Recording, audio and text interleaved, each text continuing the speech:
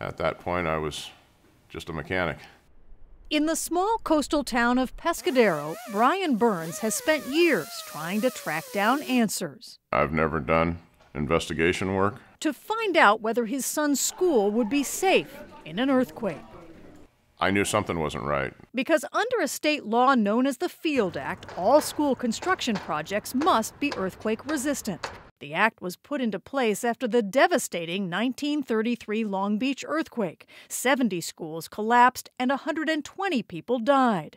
Yet Burns and fellow resident Jeff Gananian found structural work at Pescadero High had been done without the state's approval.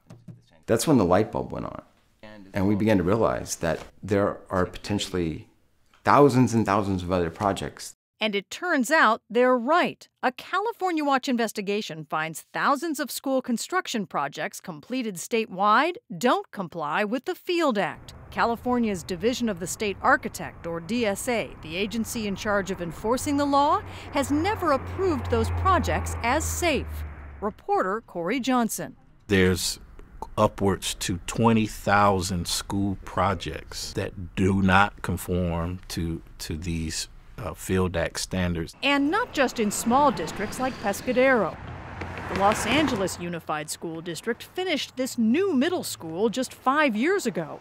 Yet state records indicate that huge window walls, 3 stories high, may not be properly anchored and could pose a risk to students in a quake. And when California Watch reporters went to ask district officials for answers... And I'm going to have to ask you to step off school property. Officer, could you please escort them off campus? It's not a perfect system on any part. DSA officials concede that thousands of school projects lack state certification.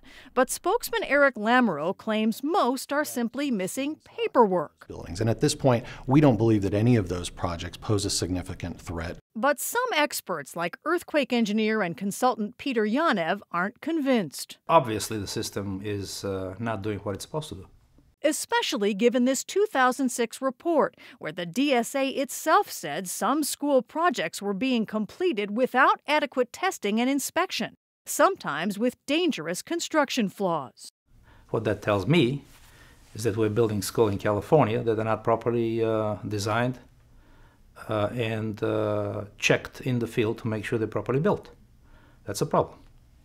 And worse, back in 2002, the DSA prepared a list of schools the state itself called likely not to perform well in an earthquake. More than 7,500 additional buildings statewide. But 9 years later, California Watch found most sit unrepaired.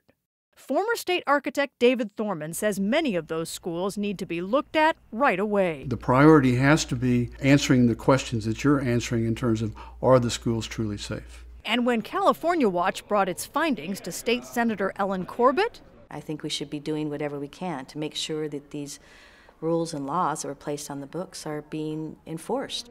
She chairs the Earthquake and Disaster Preparedness Committee and says, we definitely need to ask some very tough questions and find out where the problems are and do something about it.